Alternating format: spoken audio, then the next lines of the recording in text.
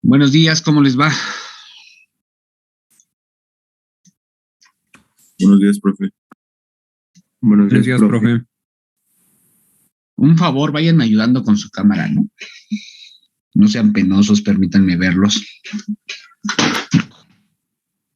Ya les digo que no me den la sensación de que empiezo a hablar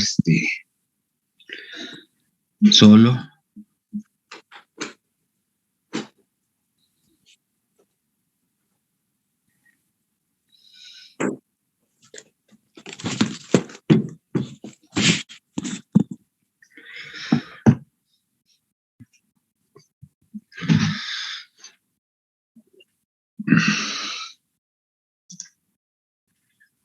Vale, vamos a empezar. Se quedó una actividad ayer referente a la NOM 001. ¿Qué me pueden comentar rápido al respecto? ¿Quién me ayuda diciéndome qué vio acerca de la actividad, qué complicaciones hubo, si todo es comprensible, a dónde iba eso?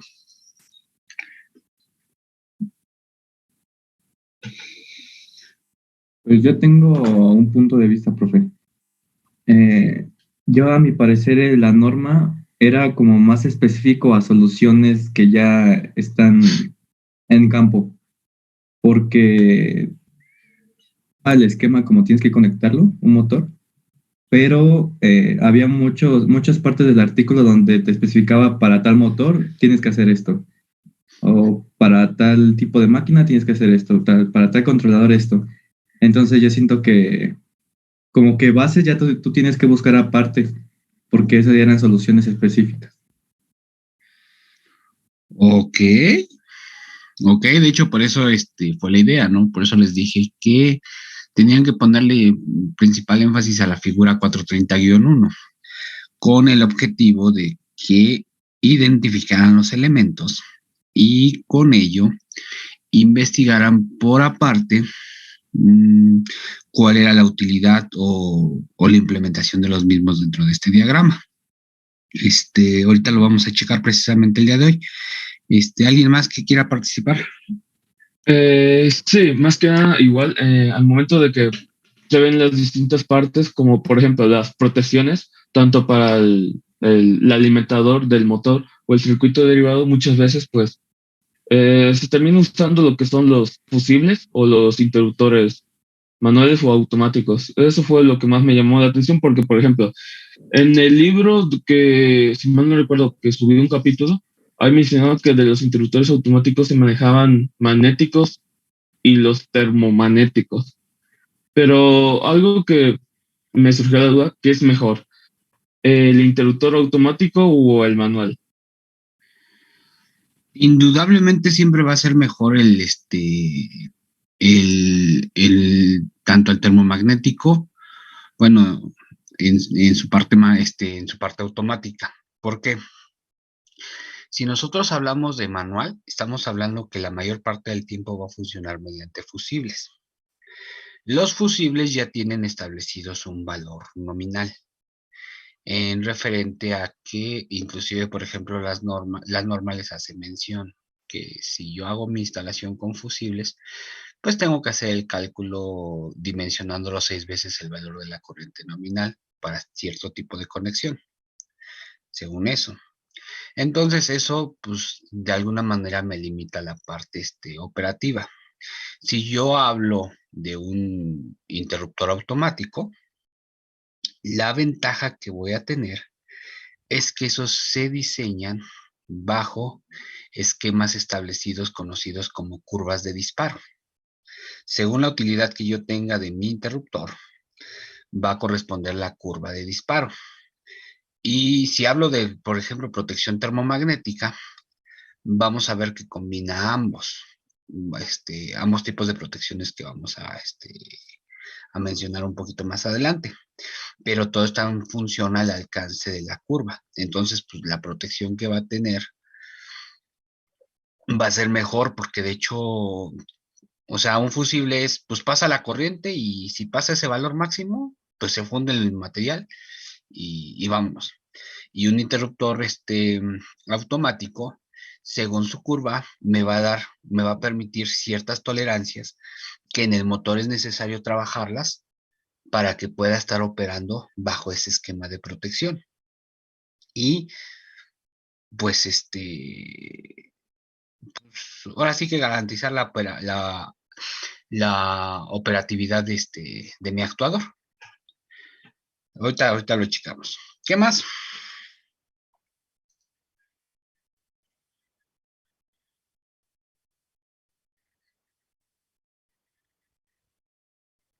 Ya nada, ya no quieren comentar nada más. Porque ya después van a venir las preguntas, ¿eh? Ahorita todavía estamos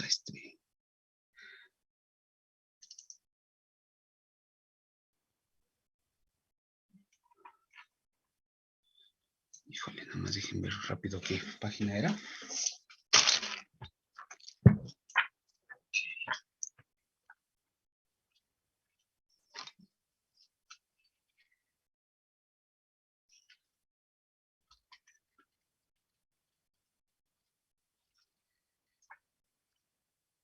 Aquí estaba, por aquí estaba. Ah, aquí está, exactamente.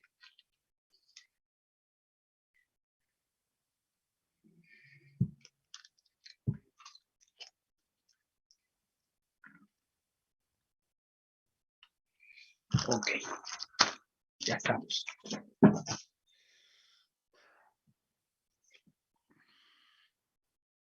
Ahora, referente a la norma, ¿cuál es la utilidad? No sé si en alguna otra materia ya habían trabajado con esa parte de la NOM 001. Se supone que en instalaciones eléctricas lo debieron de haber hecho. ¿Qué me pueden mencionar al respecto de esto, de la norma? En general, vamos a tener que es una norma dedicada a la etapa de utilización de la energía eléctrica. ¿A qué va a hacer referencia a esto? A que es la norma que van a aplicar las instalaciones eléctricas que se dedican ya al consumo final, al usuario final. ¿Sale? Todo referente aquí vamos a encontrar todo. Desde hacer el cálculo de conductores, o sea, bajo qué esquema vamos a hacer ese cálculo, el diseño de circuitos derivados, todo esto, hasta aspectos ya bien definidos, como es el caso de motores eléctricos que corresponde al artículo 430. Si vamos a esta sección, yo lo único que me importaría de aquí, es que ustedes pues tengan bien claro lo que vamos a considerar cuando nosotros hagamos la instalación eléctrica del motor, que dice desde que nosotros tenemos que dedicar desde la parte del alimentador, desde nuestro tablero de distribución, tenemos que dedicar un circuito derivado para la conexión de nuestro motor. Y de ese circuito derivado, nosotros tenemos que garantizar un medio de desconexión para poner fuera de servicio el circuito dedicado al motor o al conjunto de motores que vamos a estar operando. Y de manera individual, cada uno debe tener su protección contra cortocircuito, su protección contra sobrecarga y su controlador. Hablando del controlador, aquí lo vamos representado con el símbolo de un contacto de un contactor, pero aquí dice que tenemos el controlador del motor y los circuitos de control que permiten la lógica para poder garantizar cuándo va a encender o parar el motor y bajo qué esquema basado en conjunto a las protecciones. Ya para concluir, tenemos la parte de nuestro motor. ¿Sale? Ahora bien, aquí en la parte inferior hace mención a lo que es el controlador del secundario y resistencias del secundario. Eso no me lo tomen en cuenta ahorita si hablamos de manera general del motor de inducción trifásica, porque ese rubro solamente aplica para un motor en especial, que es el motor con rotor devanado. Eso ahorita lo vamos a quitar aparte, porque nosotros aquí ahorita vamos a tratar sobre el motor de inducción tipo jaula de ardilla. Ahora bien, Ya en su momento, cuando veamos arrancadores a tensión reducida, a retomar esta parte inferior. Pero lo que quiero que quede claro es esto, que tengamos en cuenta estos elementos. Entonces, para eso tengo preparada el día de hoy esta presentación.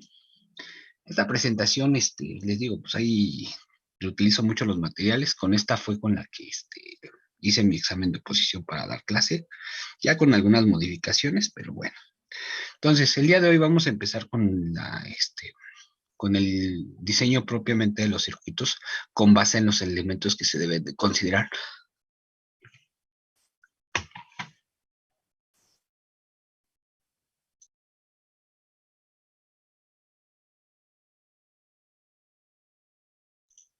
Perdón, es que no les quería toser y andaba buscando cómo mutar mi micrófono y por eso me perdí.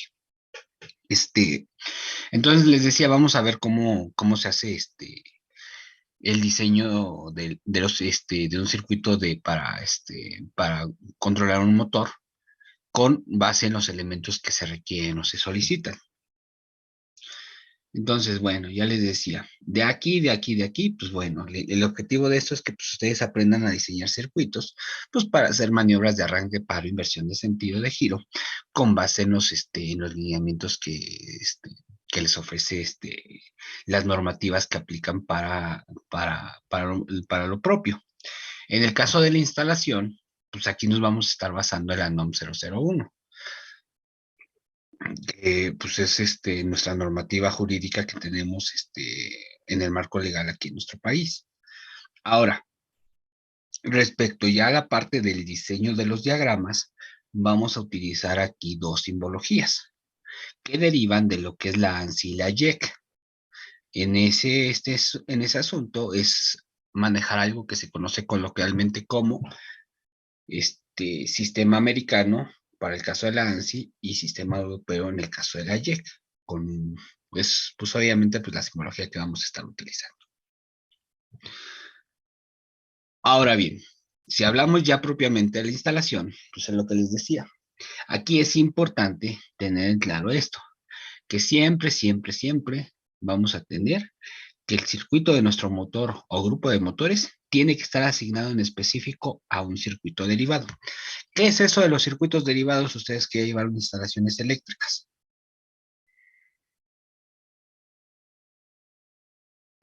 Vendría siendo un circuito que se subdivide de lo que es bueno, un circuito principal o, o del circuito de la alimentación.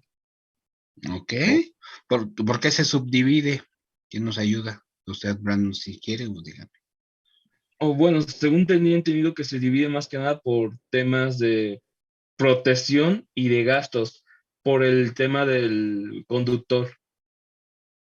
Al Exacto, momento ¿no? de que... Ajá. Lo que nosotros buscamos con eso es, sacamos el esquema de nuestra instalación, cuál es la carga que vamos a estar consumiendo en promedio aproximado, según con los aparatos que nosotros tengamos, y pues por un tema de economía y sobre todo de protecciones, pues tenemos la parte de distribución. Nosotros tenemos que la energía eléctrica viene a nuestros hogares o a la industria a través de una cometida y de ahí la vamos a distribuir en circuitos derivados en donde separemos las cargas de tal forma que en primera instancia busquemos balancearlas, pero como usted lo dice, pues hagamos subcircuitos que permitan trabajar a una carga menor de la que sería la total de la instalación. Ahora bien, esa parte de las protecciones es importante. ¿Por qué? Porque no se vale que de repente haya un problema en mi circuito derivado y se bote mi protección principal del alimentador. Y luego a veces o sea, gran parte ocurre, ¿eh? O sea, hasta se los digo que, por ejemplo, en la escuela se supone que nosotros manejamos fusibles para la parte de los tableros y me andan volando la energía eléctrica de media sección de los laboratorios de pesados. Es algo que no se debe de permitir. Ahorita, pues sí, afortunadamente aquí nos da risa, pero pues sí que podemos quedar mal como ingenieros en la parte de que cuando ya hagamos una instalación y que digamos, madre, pues lo ideal es que el pinche corto se vaya De hecho, no lo ideal. O sea, la norma nos dice que pues, el corto pues, se debe detectar en la primera protección, con la finalidad de aislar el problema de manera inmediata. Pero a veces sobredimensionamos nuestra primera protección y pues la que va a reaccionar es la siguiente. Y eso es lo que nosotros debemos de evitar en esto. Hay que tener un medio de desconexión. Aquí les puse uno básico, o sea, porque pues, hay instalaciones que pues tal cual van a tener un interruptor de cuchillas y fusibles. Podemos manejar otros, ya hablamos. Ahí, si hablamos de armarios eléctricos o gabinetes, tenemos la parte de unas bornas que se conocen como clemas, que tienen portafusible. Ustedes aperturan el interruptor con portafusibles y cierran. A ver, déjenles muestro ahí una.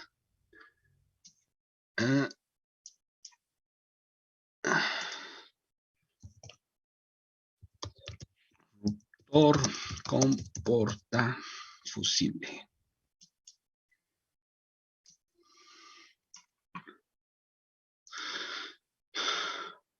Portafusible. Real D.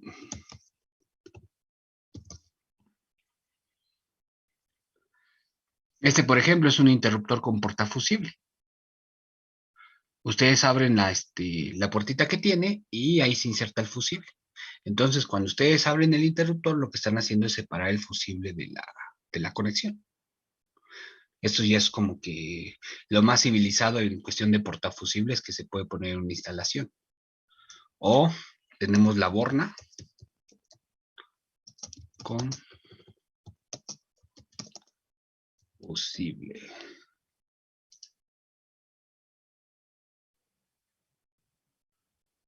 Esto es lo que les decía, que cuando se abre el interruptor, se separa el fusible. Cierro y se cierra el fusible. O hay bornas o clemas, como se conocen coloquialmente, que cuentan con la parte del fusible. Ahí tenemos, por ejemplo, una. Pero bueno, eso es lo que consideramos en ese rubro. Ahora bien, entonces, luego tenemos la parte del controlador, tenemos nuestro contactor y usualmente va a estar acoplado a nuestro termomagnético. Eso es lo que nosotros tenemos y el motor. Eso entendiendo que eso es por la parte de potencia. Ligado a eso vamos a tener asociado un circuito de control, cuyo objetivo es energizar la bobina de este contactor para que pueda alimentar o no el motor. ¿Vale? Los elementos que tenemos en la norma, y aquí viene lo importante. Vamos a empezar con las definiciones. Hablamos de una protección contra cortocircuito y fallo a tierra. Pero para empezar, ¿qué es un cortocircuito? Ahí viene, hay una ilustración, hay media piñata, pero bueno, les digo, pues esa presentación es del 2012. ¿Qué podemos decir respecto al cortocircuito? ¿Qué es el cortocircuito?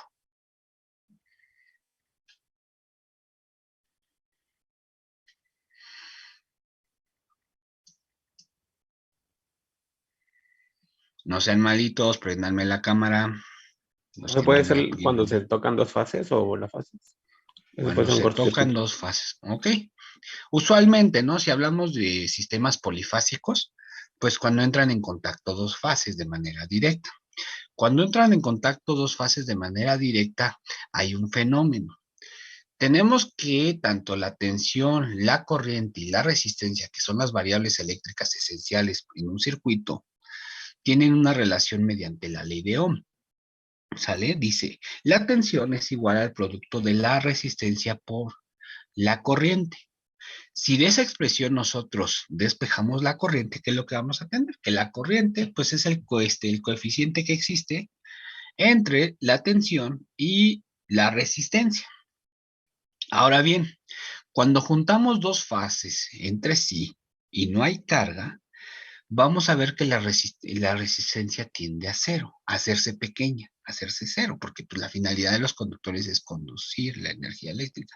Sí tienen cierta resistencia, pero se busca que sea mínima. Pues entonces, si la resistencia es mínima, según esta ecuación, pues vamos a entender que si R tiende a ser cero, la tensión se va a elevar a infinito. por obvias razones, pues no vamos a ver que se va a ir a infinito. Pero se va a hacer muy alta. Perdón, la tensión. Aquí no era la tensión. La corriente se va a tender a ir a infinito. Obviamente, si la corriente es muy alta, ¿qué es lo que va a pasar? A través del circuito se va a generar mucho calor por efecto de Joule. Y lo que va a hacer es que pues, se va a quemar mi circuito. Eso es lo que ocurre en mi instalación. Para evitar eso, pues, ¿qué es lo que hacemos? Pues ponemos con protecciones que cuando la corriente sea muy alta, se aperture el circuito para evitar que se dañe. ¿Sale? Si hablamos de motores eléctricos, ¿cuándo puede ocurrir un cortocircuito? ¿Llega a atascarse el eje o llega a forzarse de más? Cuando llega a atascarse el eje. Ok. Si llega a atascarse el eje, lo que va a ocurrir es que el motor va a tratar de compensar esa fuerza que está haciendo que lo atasque. En lugar de atascarse, lo que va a hacer va a hacer que circule más corriente. Ahorita vamos a hablar de la siguiente protección, que se llama sobrecorriente. Pero acá, en específico, ¿cuándo va a ocurrir? Va a ocurrir por dos situaciones. La primera es que mientras yo esté diseñando o esté armando la instalación, hay una mala conexión que, como dijo su compañero, pues tenga que de repente la corriente entre una fase y otra fase o fase y tierra se haga infinito y se genere un cortocircuito. Esa es la primera de cajón durante la instalación. Y la segunda es, si yo hago que el motor trabaje por grandes periodos a alta corriente, por encima de su valor nominal. Ahorita vamos a explicar qué es lo que ocurre. Pero, no me dejarán mentir, las bobinas con las que está formado el motor tienen un esmalte, un recubrimiento que parece barniz. ¿Sí o no? Ok. ¿Qué pasa si de repente yo empiezo a trabajar las bobinas a muy alta temperatura? Ese esmalte, ¿qué le va a suceder? ¿Se derrite o se ¿Se funde? derrite? Se va a quemar, se va a quemar. Y si se quema, pues el motor va a entrar en cortocircuito. Con la misma estructura del motor y con la bobina. Y ahí es cuando pues, se genera el cortocircuito. Y de hecho, pues ahí han escuchado de repente que pues está el taller de embobinados de motores, ¿qué es lo que hacen? Pues quitan todas esas bobinas quemadas y las vuelven a poner nuevas. Así es como reembobinan un motor. Entonces, dudas con el cortocircuito. Aparte del que les mostré del interruptor con cuchillas, pues tenemos el interruptor termomagnético. ¿Sale? El interruptor termomagnético pues ya me garantiza una protección mucho mayor. Es lo que les comentaba. Ahí se pueden referir a la parte del libro, también es muy interesante. Porque de repente pues podemos ver esa sección.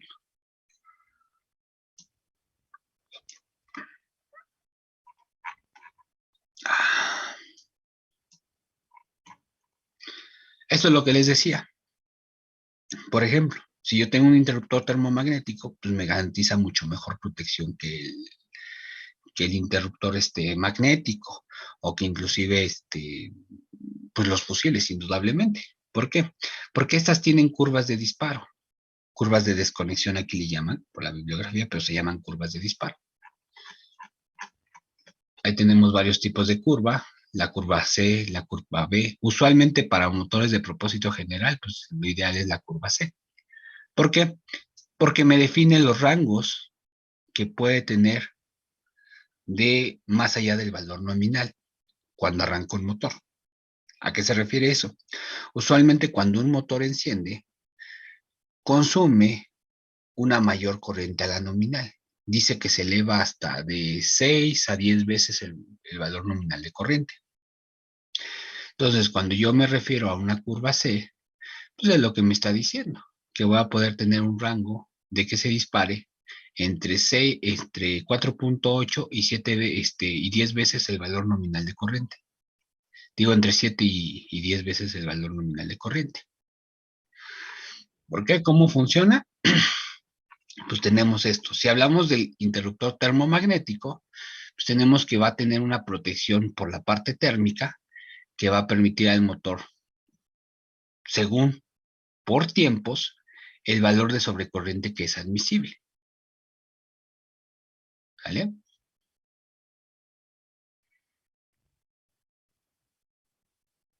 Dice que, pues, por ejemplo, un valor de 1.05 su valor nominal, pues lo permite indefinidamente, pero el valor de 1.5, el valor nominal, lo permite hasta 2 horas, y así, y así, y así. Y llega al punto en el que esto es para proteger por sobrecorriente, y este otro rubro es para la protección contra cortocircuito. Cuando supera su valor nominal de 10 veces, se dispara. Ahora, referente a la presentación, tenemos sobrecarga. ¿Cuándo ocurre la sobrecarga? ¿O por qué ocurre la sobrecarga? ¿Es normal que un motor trabaje a valores de sobrecarga? Dice que la sobrecarga es cuando la corriente de operación es mayor a la corriente nominal. Entonces, ¿es normal que opere en valor de sobrecarga? No, no, profe. ¿Usted qué dice, Valerie? No, yo aquí no, profe. ¿Mande? No, no debería operar a valores de sobrecarga. No debería operar. ¿Es alert? Sí, profe. Ok, ¿usted qué piensa, alert? ¿Sí o no un motor debe de operar en rangos de sobrecarga? No, porque según yo la instalación eléctrica está diseñada para ciertos rangos, y si los supera el motor, ahí se viene pues la sobrecarga, y la instalación no daría para ello, creo. Ok. ¿Alguien que diga que sí? Nadie. Vale. Todos están reprobados, ingenieros. Erika. Ya, es que es la única víctima que tengo yo de quinto. No sé si recuerde qué es eso, Erika. ¿Los demás la vieron? Ahí No en me quinto. acuerdo. No se acuerde, Erika. Híjole, ya me dio en mi corazón. De las pocas pinches enseñanzas que puedo dar en quinto y que no se acuerde de eso. ¿Alguien que me diga qué es eso?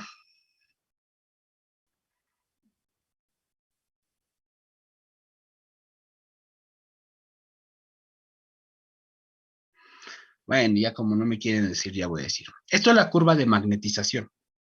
Cuando nosotros diseñamos una máquina eléctrica, pues los materiales con los que se emplean tienen cierta capacidad magnética. Ahí en quinto pues, se les tiene que enseñar que hay un desmadre que se llama dominios magnéticos, que cuando pasa la corriente estos se orientan y generan un magnetismo orientado, ¿sale? Y todo ese show. Entonces lo que nos dice es que conforme nosotros aumentemos la corriente en nuestra máquina, esta va a generar un magnetismo, según el material,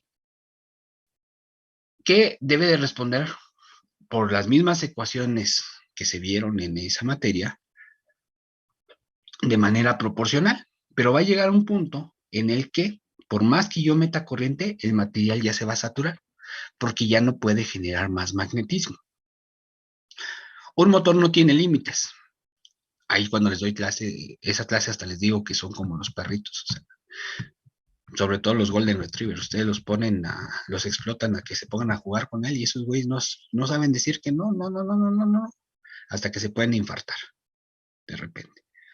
Lo mismo pasa con los motores. Si ustedes le exigen mayor trabajo, el motor va a tratar de compensar ese trabajo. Y la única forma que tiene para compensarlo es demandando corriente. Entonces, cuando se diseña un motor, se diseña de tal forma que funcione en este régimen, en el no saturado, que su límite llegue aquí. ¿Por qué? Porque sí se le puede pedir un extra y es necesario. Si el motor no trabajara en sobrecorriente, al menos que tuviera un arrancador que le limitara la corriente de arranque, no podría operar. Porque un motor, el arranque de un motor, dice que se va por encima de hasta 6 veces el valor nominal y después se estabiliza. Cuando ustedes le cambian la carga a un motor, también demanda corriente y se estabiliza. Esa es la constante del motor, que a cada cambio de régimen necesita mayor corriente para compensar ese magnetismo que necesita para generar la carga y demanda más corriente. Entonces, un motor sí tiene que operar en sobrecarga, pero no en regímenes grandes. Tiene que ser por periodos cortos y con el objetivo de compensar la carga. Es necesario. Por eso es importante el rubro de la protección por sobrecarga.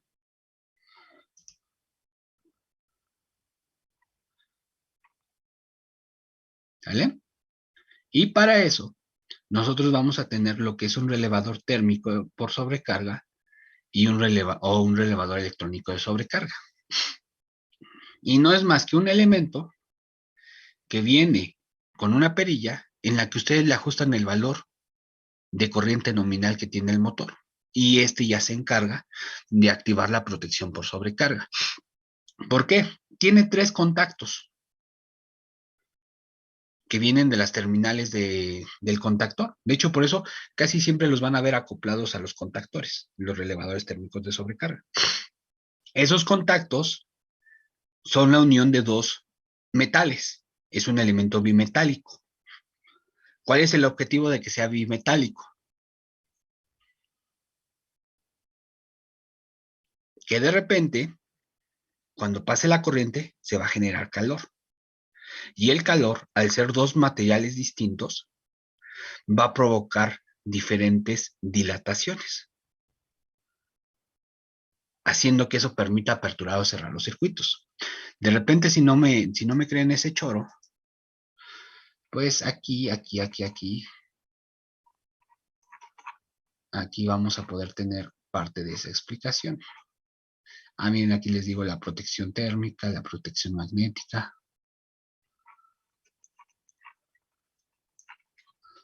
¿Dónde están los bimetales? Entonces están más antes.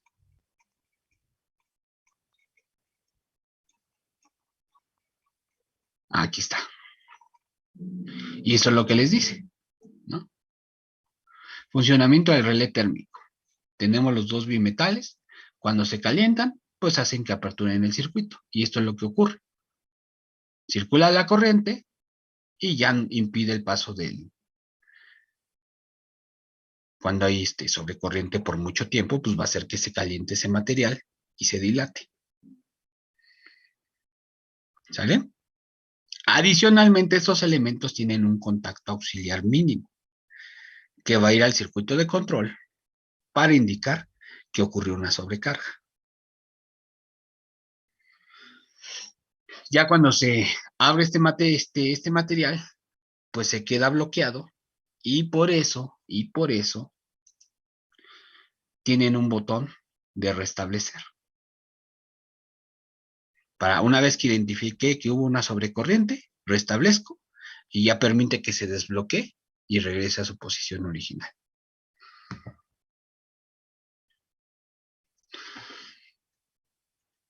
¿Dudas?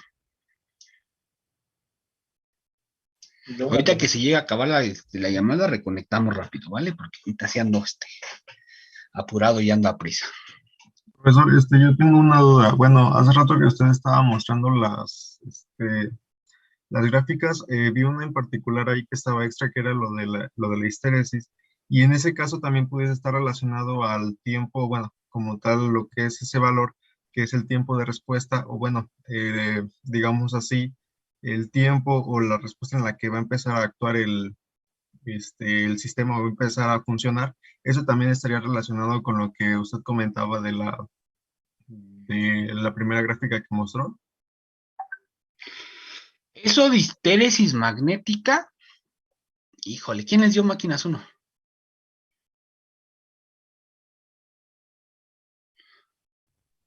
¿Mi comparón o quién fue? Sí.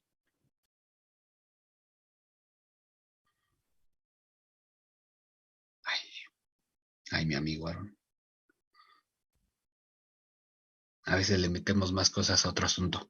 La parte de histéresis es importante verla, porque precisamente esa curva de histéresis me da pauta a, bueno, ya le apliqué una corriente a mi material. Ahí viene la otra. ¿Qué pasa cuando yo le dejo de aplicar la corriente? El objetivo, si yo estoy hablando de un motor, es que ese material no conserve magnetismo, pero por alguna situación sí va a quedar.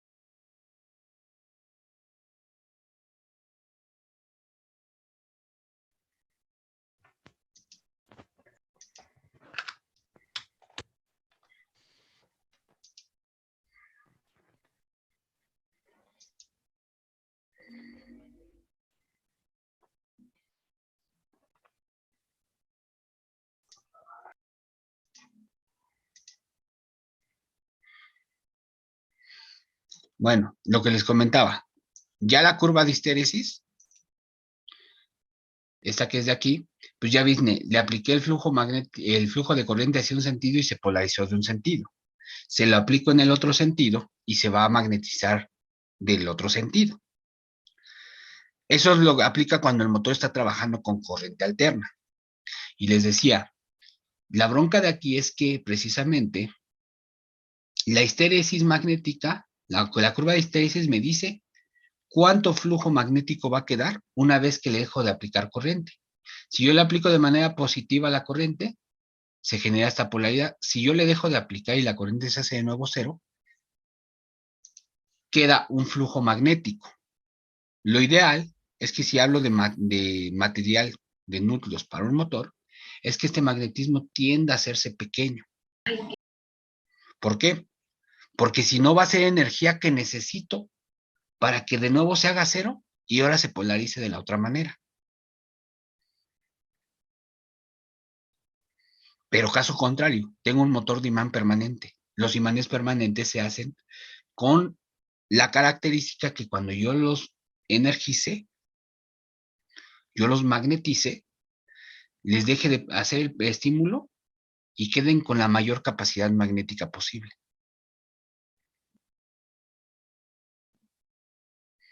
Al final, la curva de histéresis de cada material me va a dar la pauta de definir cuánto magnetismo queda una vez que dejé de estimularlo. Y les digo, si es material para un motor eléctrico convencional, se busca que esta curva sea lo más plana posible.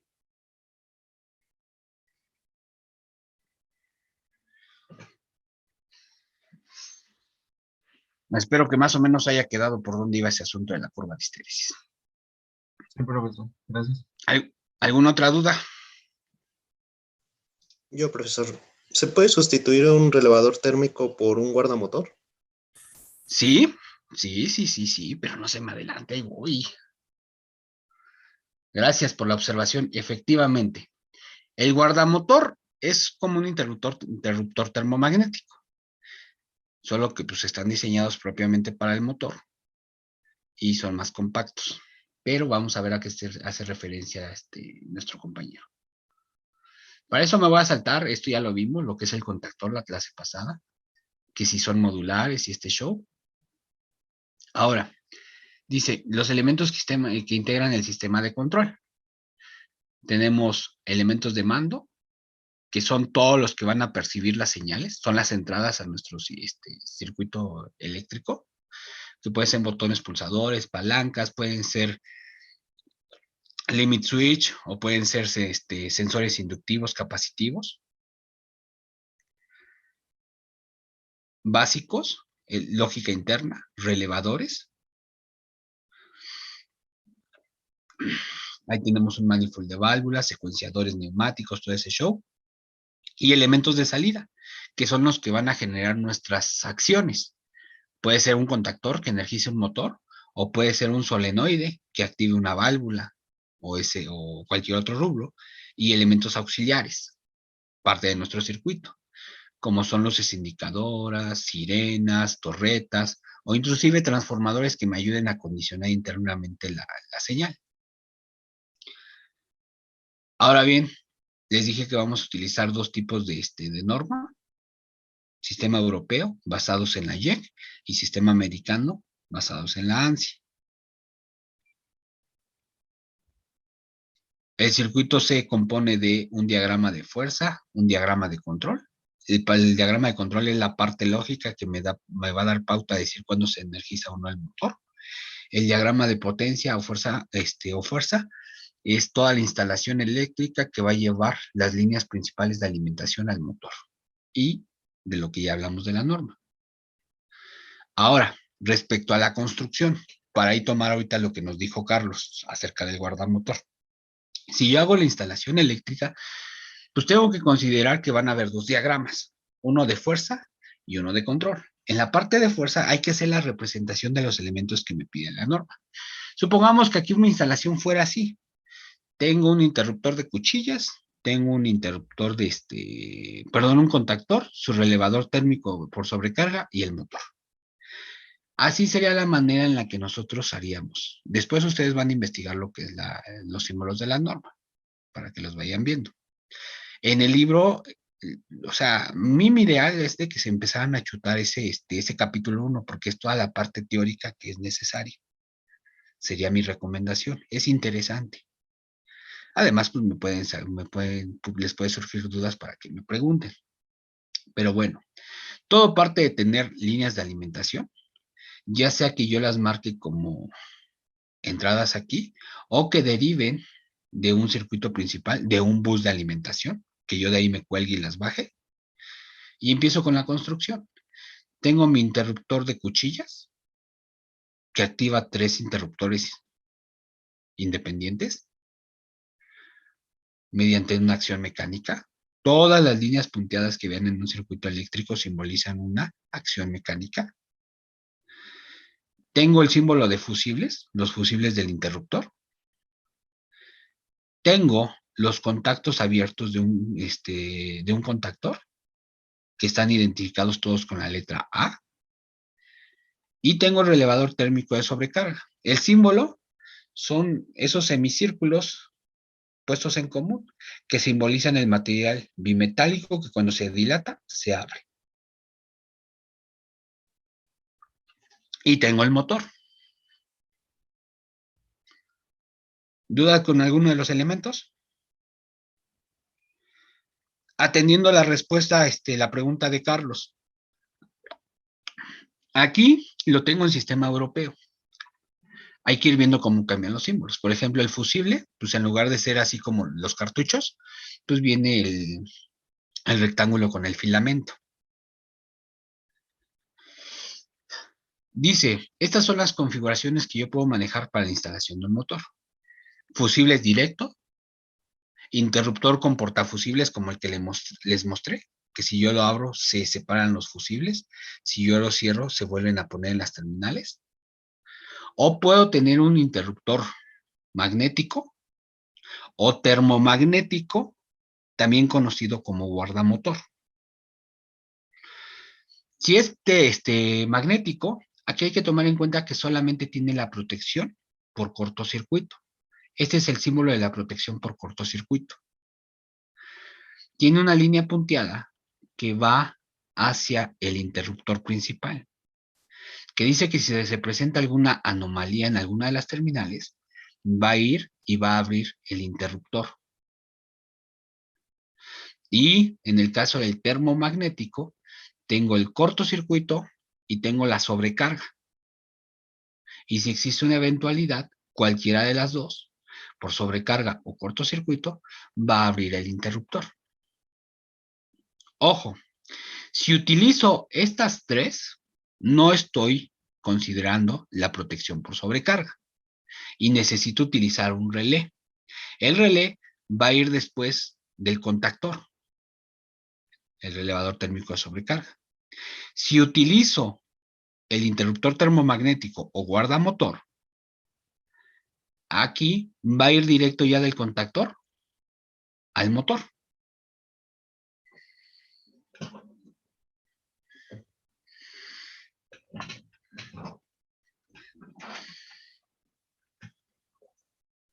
¿Sí?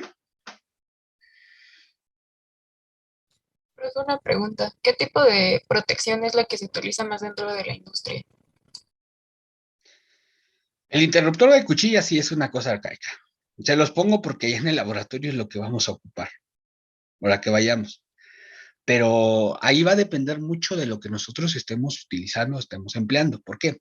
Si nosotros nos estamos encargando de poner el circuito, pues lo ideal es utilizar o un termomagnético, si son CCMs, que es como este interruptor grandote,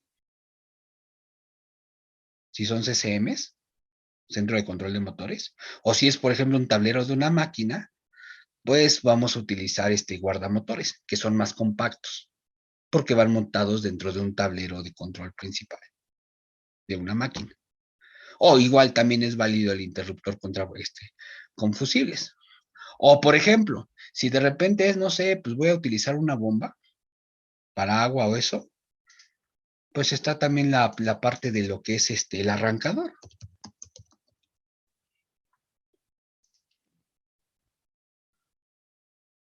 Y ya son cajitas que venden con el contactor, el relé y el circuito de enclave para prender y apagar el motor. Opciones hay.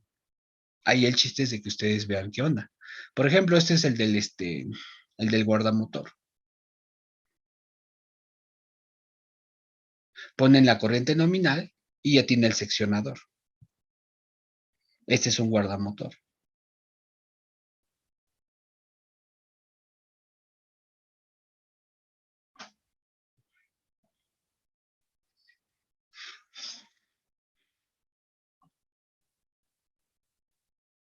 ¿Sale? El conjunto de contactor y relé térmico de sobrecarga se conoce como arrancador. Y les digo, pues también los venden así.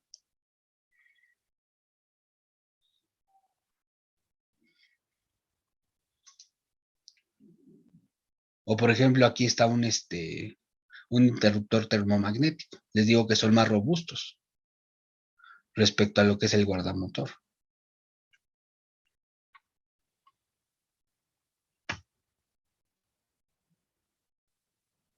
¿Alguna otra duda? Les digo, eso sí, pues va a ser variado, o sea, y depende la filosofía con la que, del lugar donde lleguen a trabajar o lleguen a hacer un mantenimiento.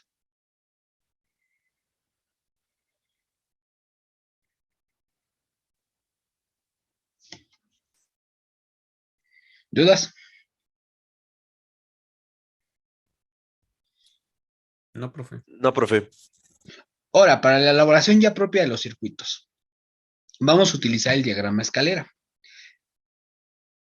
¿Qué investigaron rápido del diagrama de escalera?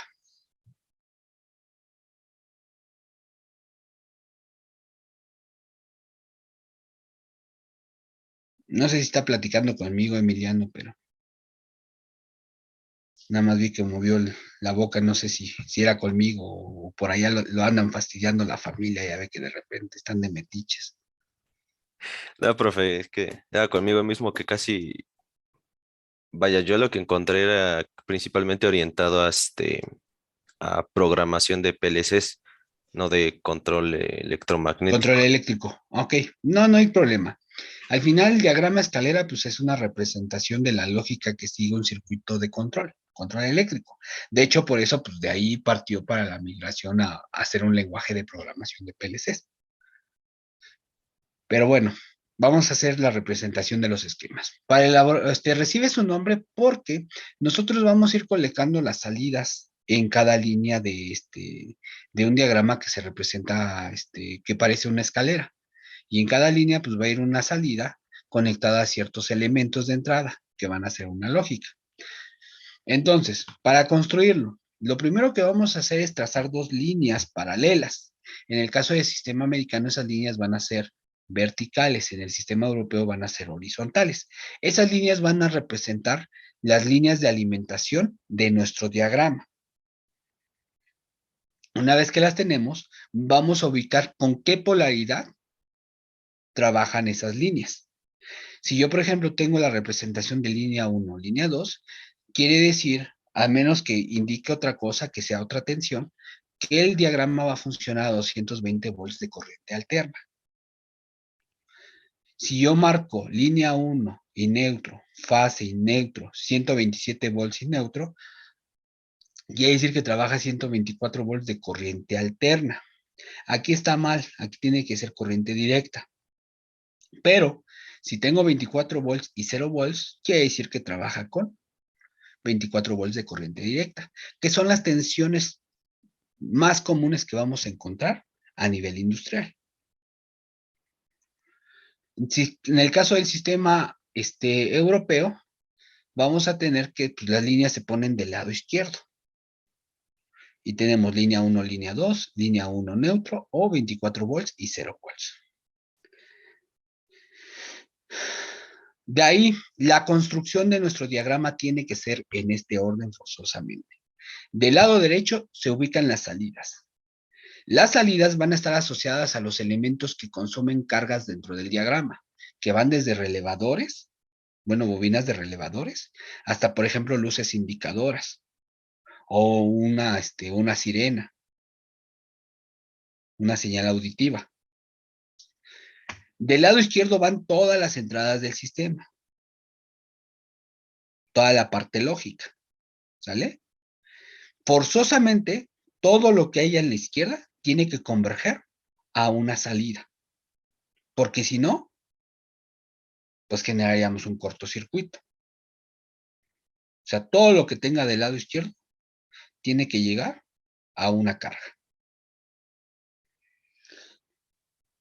Este contacto normalmente cerrado en el caso del sistema americano es el único que va después de la salida. No puede ir ningún elemento de entrada después de la salida. Y este contacto está asociado al relevador térmico por sobrecarga. En caso de que ocurra un problema, se va a operar un contacto. Y ese contacto es el encargado de indicar que aquí ocurrió algo con la sobrecarga.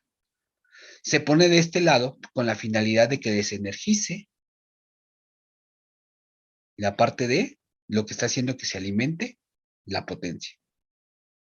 En este caso, pues la bobina.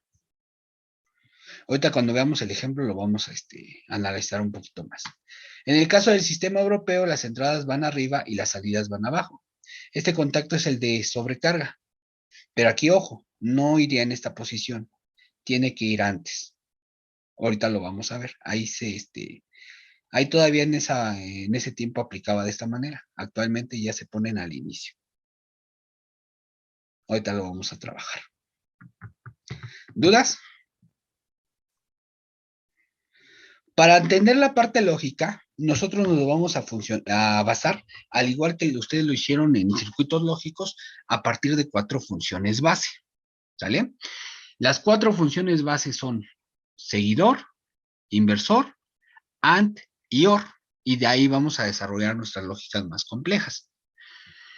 Si yo hablo de seguidor, ¿qué es? Seguidor es un acondicionador de señales. ¿Sale? Este es su símbolo. Dice, yo tengo una entrada A y esto me va a generar una salida S. ¿Cómo funciona? Pues va a estar dictaminado por su tabla de verdad. Tengo la entrada y tengo la salida. Si la entrada es 0, la salida va a ser 0. Si la entrada es 1, la salida va a ser 1. ¿Qué caso tiene eso? Pues relativamente no tendrá mucho caso, pero lo que me va a poder permitir convertir una señal en otra. Ahorita vamos a ver ese tipo de señales a qué se refiere. Ecuación lógica, dice, la salida es igual a la entrada. S va a ser igual a lo que hay en A, porque es lo que define su tabla de verdad. Si yo lo quisiera representar mediante un circuito eléctrico, tendría esto. Tengo un relevador y tengo una lámpara indicadora para ver el estado. Este es un circuito de prueba. Tengo un botón pulsador. Ese es el símbolo de un botón pulsador. Cuando yo lo cierro, permite la continuidad en las terminales. Entonces, si yo cierro este botón pulsador, ¿qué le va a pasar al relevador? Se va a energizar y va Se a va a cambiar de estado energizar el y van a contacto. conmutar sus contactos. Aquí, este relevador tiene un contacto normalmente abierto asociado a ese. Si se energiza, se va a cerrar ese y esto va a permitir que se energice la lámpara. Si yo suelto, se desenergiza la bobina y hace que el contacto se vuelva a abrir. ¿Sale? Cuestión importante. Hay botones pulsadores normalmente abiertos y botones pulsadores normalmente cerrados. Hago ese principal paréntesis. No se puede, bueno, perdón, que sean abiertos y que sean cerrados, vamos a tratar de no meterlos como parte lógica. Si se dan cuenta aquí, quien está resolviendo, el objetivo de este circuito es convertir una señal mecánica de la activación de un botón pulsador en una señal eléctrica que permita hacer una tarea, en este caso, energizar una lámpara. La parte lógica la vamos a centrar en el relevador. Que un botón pulsador sea abierto o sea cerrado corresponde a algo que vamos a ver más adelante. Cuando yo quiera que un botón pulsador haga una acción de arranque, va a funcionar con lógica normalmente abierta. Cuando quiero que haga una acción de paro, por seguridad, va a funcionar con lógica normalmente cerrada. No se me estresen ahorita. No quiero que lo vamos a ver más adelante. Entonces, ¿dudas con esto que hicimos aquí? Les doy 5 minutos. Ahorita a las 11:08 reconectamos. Reconectamos. Necesito que me llenen esta tabla. Hay que la hagan en un cuaderno o algo y que la llenen. Ahorita en 8 minutos reconecto porque si no de todos modos se me va a cortar mi llamada. ¿Sale? 11:08 Entonces, puntuales. Mande. ¿a las 11:08? ¿Sí? Ok, De todos modos, te voy a volver a reconectar. En lo que ustedes lo están haciendo, los voy a admitir, ¿eh? vale, profe.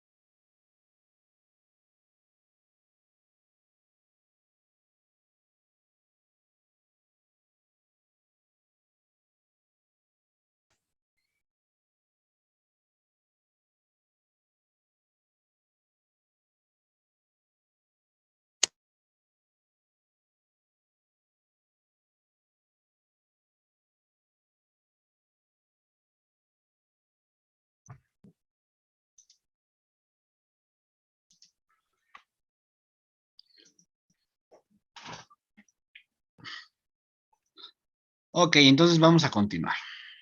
¿Cómo nos queda nuestra,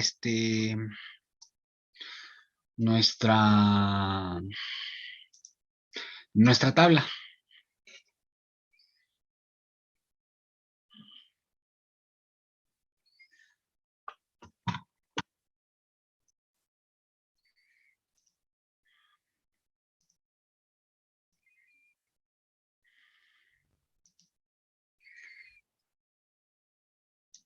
¿Sí me escuchan?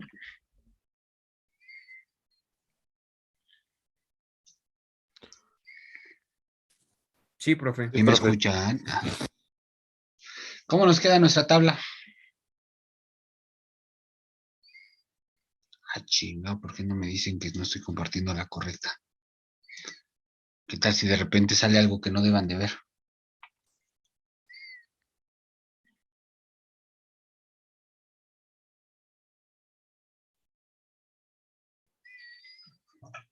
Sale. ¿Cómo nos queda nuestra tabla? Pues en inversor el circuito lógico es una compuerta no. ¿Cómo es un compuerta NOT? Si quieren, descríbanmela o dicen algo. Es el mismo triángulo, pero con un círculo adelante. Exactamente, ¿no? Tendríamos algo más o menos así.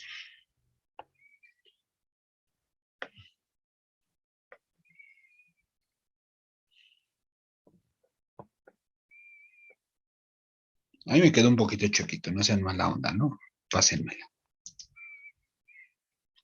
Entonces tengo A es igual a S. Tabla de verdad. Señales de prueba serían las mismas, 0 y 1, no hay más. Son las únicas posibilidades que tiene A. ¿Cómo quedaría S? En la salida 1 y en la otra 0. Si A es 0, S se vuelve 1, ¿no? Y si A es 1, S se vuelve 0. Ecuación lógica, ¿cómo nos queda? S S es es igual igual a a negada. Ok, S es igual a A negada. ¿Cómo negamos A negada? poniéndole una rayita arriba a la... Esa es muy importante, ¿es Asbel? Sí, profe.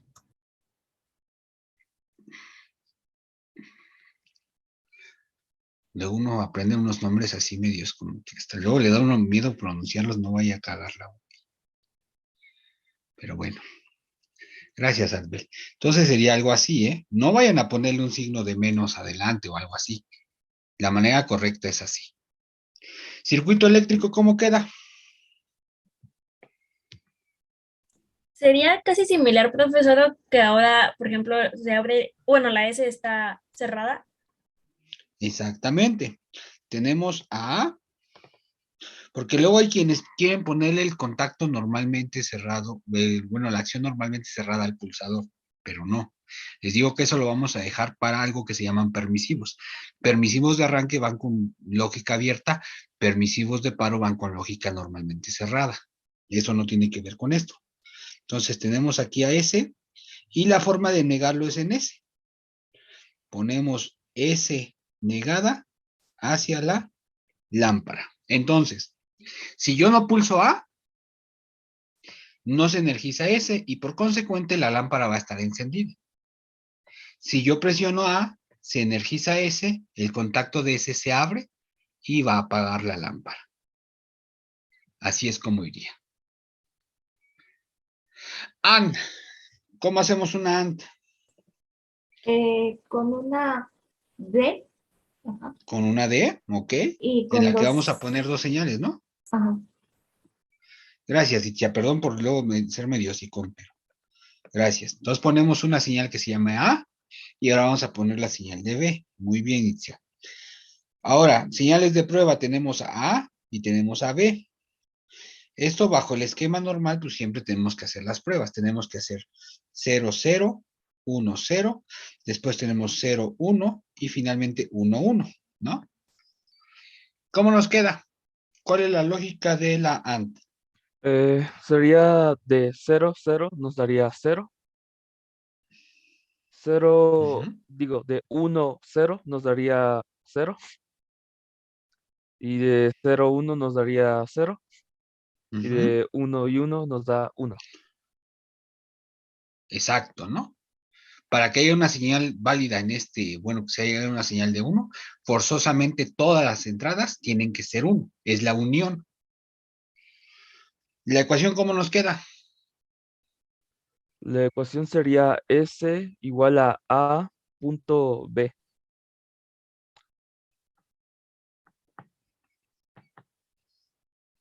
Es correcto. Y esto nos da pauta a definir la importancia de lo que sería elementos conectados en serie. Entonces, nuestro circuito, L1, L2, nos queda de esta manera. Dos botones pulsadores, normalmente abiertos, ya dijimos, que eso lo vamos a tratar después. A y B, que energizan a S. Y esta a su vez a una lámpara.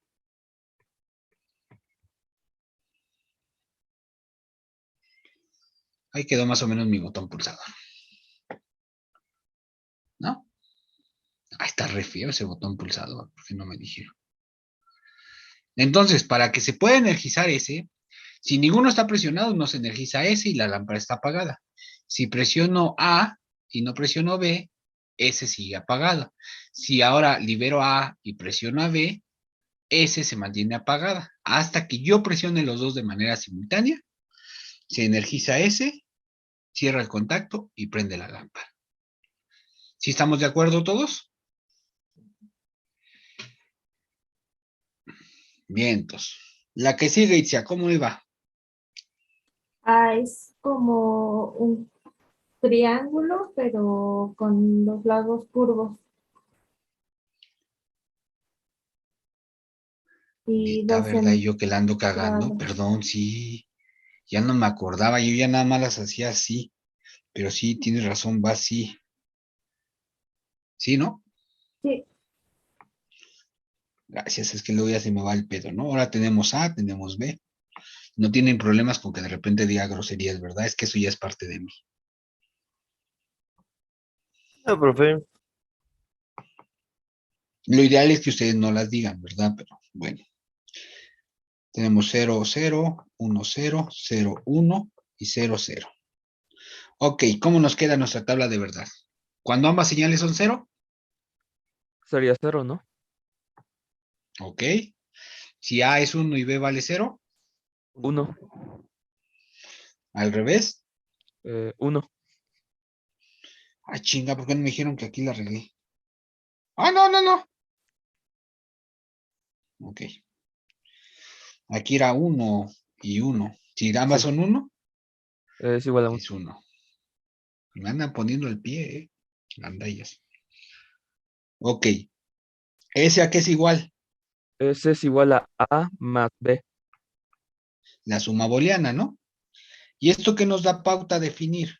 ¿Cómo están conectados los elementos entre sí? un paralelo. Paralelo. Paralelo. Exactamente. Tenemos A, tenemos B que energiza a S. Y a su vez, S va a la lámpara. Por eso, si yo presiono A, se energiza S. Si yo presiono B y abro A, se energiza S.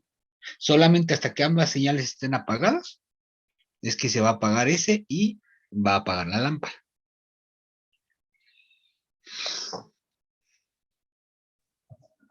¿Dudas con esta parte? No, profe. Les acabo de pasar un programa con el que vamos a empezar la parte de circuitos de control eléctrico. Ahorita ando haciendo pruebas todavía con otro. Si así sí me gusta, pues les paso el otro. Este se llama Cadecimu, es portable. Abren el WinRAR, ahí viene el ejecutable. En cuanto lo ejecutan, se inicia el programa. Por obvias razones, pues también está Mundalay y no tiene todo el alcance que quisiéramos, pero sí es un buen referente para armar circuitos basados en la IEC, es decir, vamos a ver circuitos en el sistema europeo. ¿Sale? ¿Puedo quitar mi pantalla de acá? Ok. Si no, pues ahí échenle un screenshot y ya. Entonces, paro mi video de acá y vamos a ver.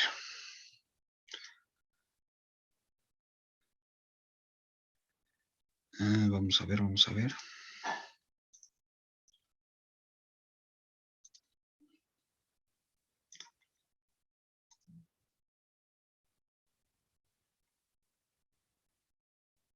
Entonces, ponemos Cadecimu.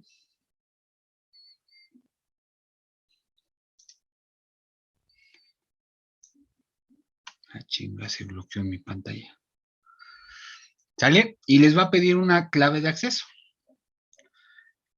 Le van a poner 4962. 2 y OK. ¿Sale? Entonces, este software es para hacer circuitos de control eléctrico. Ahorita no me voy a detener mucho en explicarles mucho detalle. Ahí discúlpenme. Paso a mi otra pantalla de nuevo, es que era para abrir. Stop share y new share. Entonces, ese es el programa. Vamos a empezar con un circuito en el que mientras yo mantenga presionado el botón pulsador, el motor arranque. Si yo suelto, que se apague. Algo así como el de seguidor. Solo que hay que tomar en cuenta las protecciones eléctricas. Entonces, para eso vamos a empezar con el diagrama de fuerza.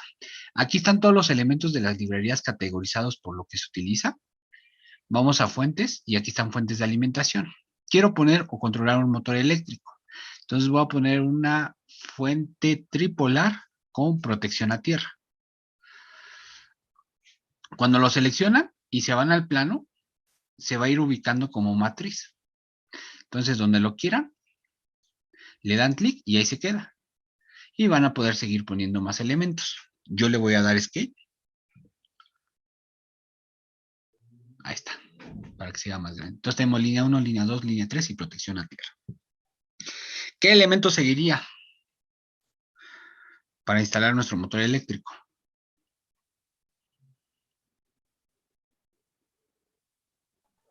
La protección contra del alimentador, ¿no? El seccionador. Voy aquí a Ajá. fusibles y, por ejemplo, tengo el interruptor con fusibles. ¿Sale? El interruptor tripolar. O los puros fusibles. Fusible o interruptor con fusibles. Entonces pongo mi interruptor con fusibles. ¿Sale? O si ustedes lo quisieran, pues podrían poner un térmico o termomagnético. ¿Sale? Aquí están. Pero bueno. Luego, ¿qué sigue? Mi controlador, ¿no? La parte del contactor. Voy aquí a contactor y agarro mi contactor tripolar.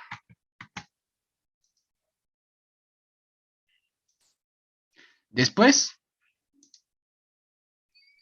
Sería el elemento del circuito de protección del circuito derivado, ¿no? El de contra cortocircuito o falla tierra.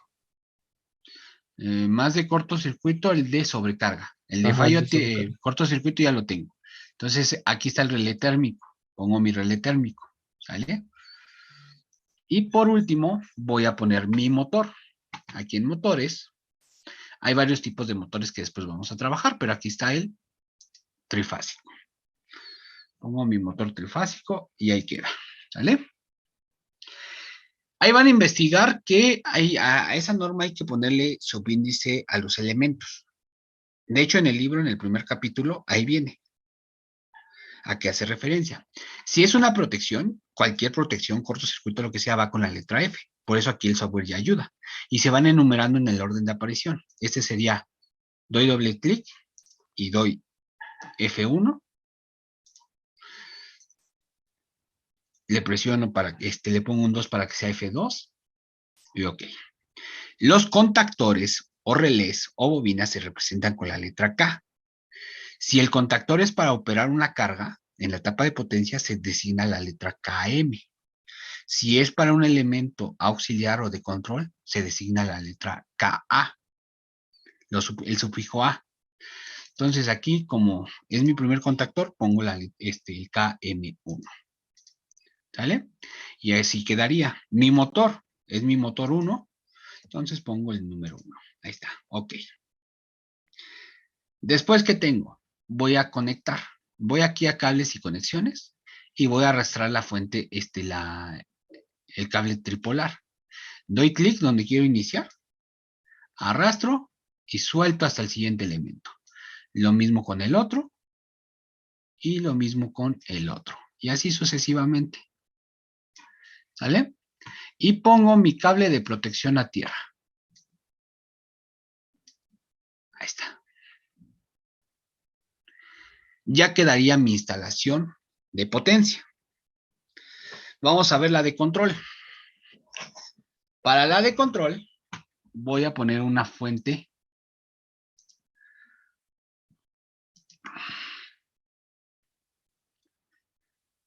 monofase o monofásica. En la etapa de control aquí nada más alimenta a 127 voltios los elementos. ¿Sale? Es una restricción que tiene el software. Pongo mi protección de mi etapa de control. También es importante la protección, considerarla. Y entonces esta sería la protección. F3.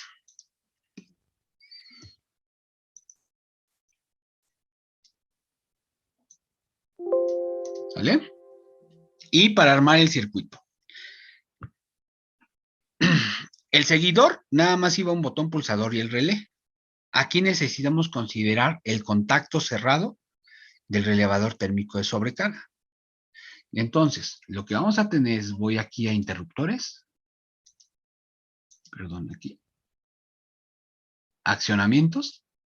Y vamos a poner un relevador térmico normalmente cerrado, un contacto cerrado del térmico. Y lo vamos a poner por acá. ¿Por qué?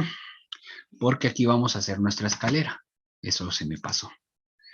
Tengo la parte de la alimentación, cable de fase.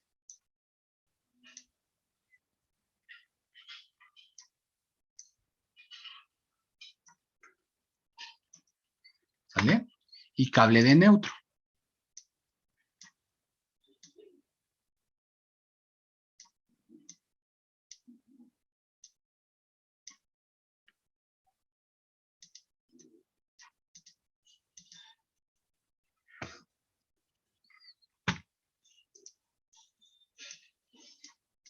¿Sale?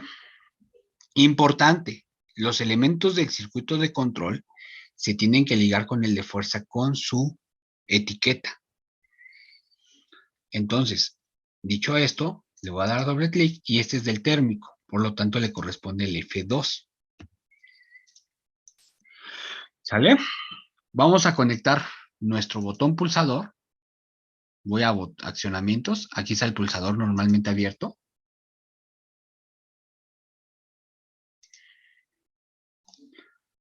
¿Sale? Los pulsadores, todos los interruptores llevan la letra S de switch. Entonces tenemos S1. Y voy a poner mi bobina. Voy a relés y voy a poner mi bobina. Ahorita una bobina simple.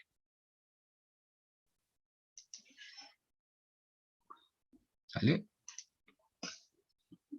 Mi elemento de aquí sería el asociado a este. Es importante que le ponga KM2. Digo 1.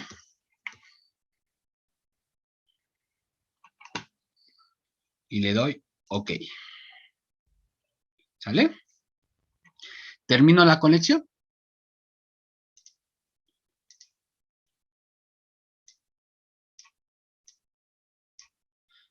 Hasta aquí llega la parte de fase en la parte de la bobina y del otro lado tiene que venir el neutro.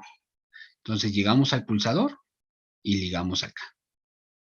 Entonces, cuando ya está esto, voy a dar iniciar simulación. Las líneas en color negro dicen que son líneas muertas, que no hay corriente en ese punto.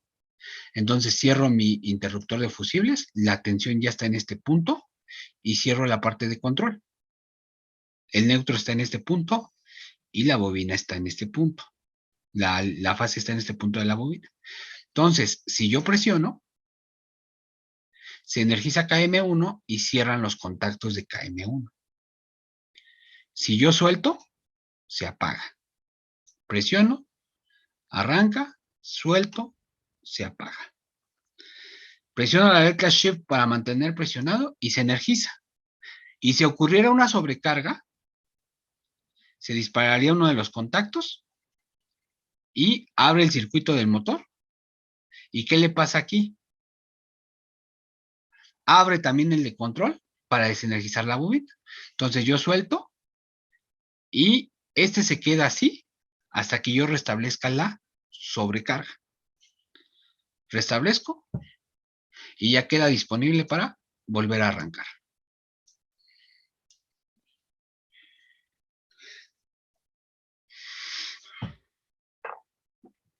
¿Dudas? Profe, si aquí yo llego a conectar mal y hago corto, ¿me avisa el simulador que estoy haciendo corto o simplemente no funciona? No funciona. No es tan catastrófico que les diga, sí, pero no funciona.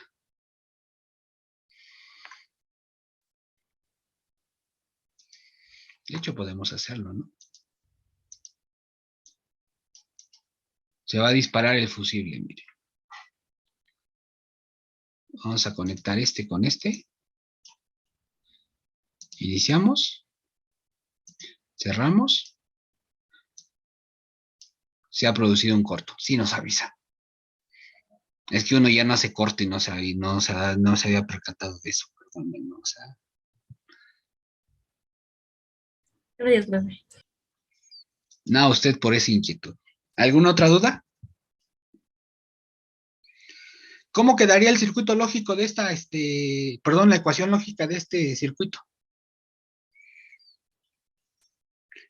Si nosotros lo revisamos, bueno, dejen regreso aquí.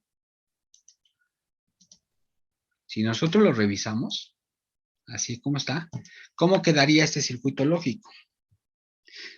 Quedaría algo así, ¿no? Tengo mi salida, la identifico y ¿cómo están conectados los elementos que la preceden? Están conectados en serie, ¿no? Están conectados en serie. Si están conectados en serie, ¿qué función lógica es? And. Una AND. ¿De cuántas entradas? 2. La entrada S1 y la entrada F2. ¿La entrada F2 cómo es? Negada, ¿no? Negada, lleva un círculo, ¿no? Y eso nos da pauta a decir, a definir KM1. Por lo tanto, KM1 ¿a qué es igual? A S1 por F2 negada. Por F2 negada. ¿Dudas? ¿No? No, profe. Mañana les voy a dejar una actividad ligada a esto, ¿sale? Ahorita ando un poquito presionado porque voy a atender al grupo de la tarde, le voy a adelantar porque estoy ando en mi rollo de que ando trabajando en otro lado. Les voy a dejar una actividad que viene ligada a esto. Porfa, échenle un ojo al software, traten de instalarlo y traten de hacer este circuito ustedes. ¿Vale? Vale, profe. Sería Sí, todo. profe. Muchas gracias por su amable y fina presencia. Nos vemos mañana, profe. Oye, disculpe, por ejemplo, mañana nosotros tenemos clase presencial a las 7 de la mañana. No se preocupe, yo les voy a dejar una actividad. Ah, ok. Va a ser para entregar para el mismo día, ¿verdad? Ya saben, para el viernes en la noche. Ok. Así que no hay purrum. Y sobre todo, más la siguiente semana vamos a estar manejando este asunto. Nada más voy a ver qué día los voy a ver y así. Y así. Te hago en caso de que sigan, porque ya los van a empezar a requerir. Si llegan a ver ese asunto, pues voy a tratar de empatarlos en un horario. Pero ahí lo checamos. ¿Dudas? Bueno, No, entonces nos profe. vemos. Cuídense. Igualmente, profe, gracias. Luego, profe. Gracias. Gracias, profe.